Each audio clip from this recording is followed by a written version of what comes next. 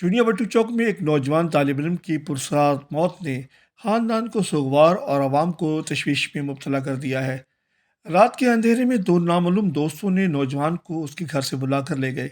1 घंटे के बाद जब लड़का वापस ना आया तो वालिद ने खुद तलाश शुरू कर दी, लेकिन वो ना मिला। इस सुबह लोगों ने इतला दी कि आपके बेटे की लाश करीबी पार्क में गोली से जख्म आलूद हालत में पड़ी है। ਗੱਲ ਇਹ ਜੀ ਮੇਰਾ ਬੱਚਾ ਸੀ ਘਰ। ਉਹਦੇ ਕੋਈ ਦੋ ਦੋਸਤ ਆਏ ਨੇ, ਉਹਨੂੰ ਘਰੋਂ ਬੁਲਾ ਤੇ ਲੈ ਗਏ ਨੇ।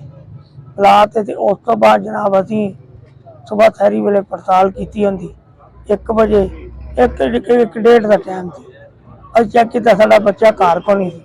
ਉਸ ਤੋਂ ਬਾਅਦ ਅਸੀਂ ਜਨਾਬ ਲੱਭਦੇ ਫਿਰੇ, ਸਾਨੂੰ ਨਹੀਂ ਲੱਭਿਆ। ਸੁਬਾਹ ਫਿਰ ਸਾਨੂੰ ਤਲਾਹ ਆਈ ਹੈ ਕਿ ਤੁਹਾਡੇ ਬੱਚੇ ਨੂੰ ਫਾਇਰ ਲੱਗ ਗਿਆ।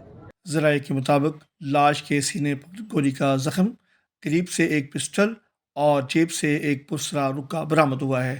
इतला मिलते ही पुलिस ने मौका पर पहुंचकर लाश को TH अस्पताल मुंतकिल करके कार्रवाई का आगाज कर दिया है।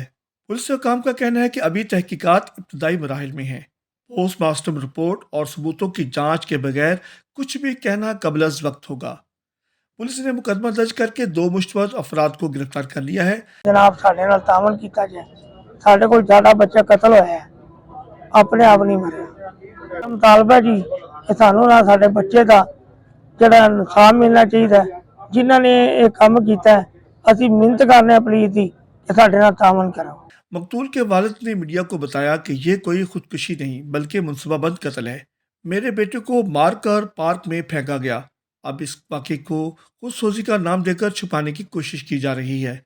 इन्होंने आला हुकाम से इस वाक़े की नोटिस लेते हुए इंसाफ की अपील की है।